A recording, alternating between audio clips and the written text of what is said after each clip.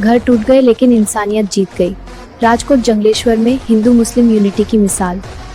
અમે કોઈ એવું નથી કે ફક્ત રોજાવાળા માટે, અમે તમામને આપી છે, હિન્દુને મુસલમાનને તમામને જેટલું જોઈએ એટલું, એક વખત નહીં, બે વખત નહીં, જેટલી વખત જોઈએ એટલી વખત આપી છે।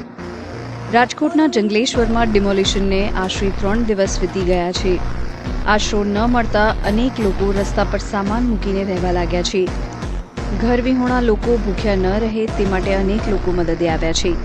આટલી નિરાશા વચ્ચે પણ હિન્દુ મુસ્લિમ એકતા આશાનું કિરણ બનીને નજર આવી। પૂરેપૂરા આખા જંગલેશ્વર વિસ્તારમાં જ, અને એવું કોઈ વસ્તુ નથી કે આ હિન્દુને આપી કે મુસલમાનને આપી, તમામને આપવાનું। પહેલા દિવસે અમે કર્યું હતું કે સેવનું શાક, રોટલી, ખીચડી, બીજા દિવસે કર્યું અમે વેજીટેબલ પુલાવ, છાશ, આજે અમે ગુંદી ગાંઠિયા અને આપણે કઢી ખીચડી, અને કાલે હજી એનાથી વિશેષ કંઈક કરશે। ના, હું એક જ કરું છું, આ બધાય મારી સાથે હેલ્પમાં આવે છે। બહુ ખરાબ પરિસ્થિતિ છે, અને અત્યારે તો આપીને એટલું ઓછી છે, એમાં પાછો રમજાન મહિનો ચાલુ છે, એટલે અત્યારે આપી એટલું ઓછું છે। જ્યાં લગીને અમારાથી થશે ત્યાં લગીને ડેલી ચાલુ રાખશે।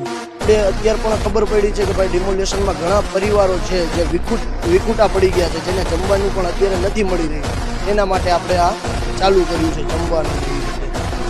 આ 2 દિવસથી ચાલુ કર્યું છે। હજી આપણે જ્યાં સુધી આ લોકોને વ્યવસ્થા ના જળવાઈ દે ત્યાં સુધી આપણે આ કન્ટિન્યુ કરવાના છીએ કે બધાના લોકોને જમવાનું વ્યવસ્થિત જળી રહે। રાજકોટ પાલિકા કમિશનરે ડિમોલિશન પૂર્ણ થયા અંગે વધુ માહિતી આપી હતી। કેમ દબાણ મુક્ત જે થયું છે ઇમ્પોર્ટન્ટ છે કે જે વિસ્તાર અમે દબાણ મુક્ત કર્યો છે સેક્ટર 1, 2 અને 3 જે પહેલાં અમારા 3 સેક્ટર આવે છે, જો આપ જસ્ટ ગૂગલના મેપથી પણ રાજકોટની મેપથી જોશો તો પોખરદડી નદી અને આજીની નદી ત્યાં આવીને ભળે છે। એટલે જ્યારે પણ વરસાદ આવે એટલે આજીનું પાણી સીધું એ દિશા તરફ આવે અને આજીનો બંધ થઈ આવે।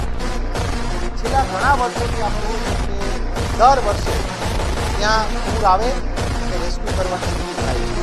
એટલે આ પાણીથી ભરાતો સમય જે હતો એ વિસ્તાર અમારો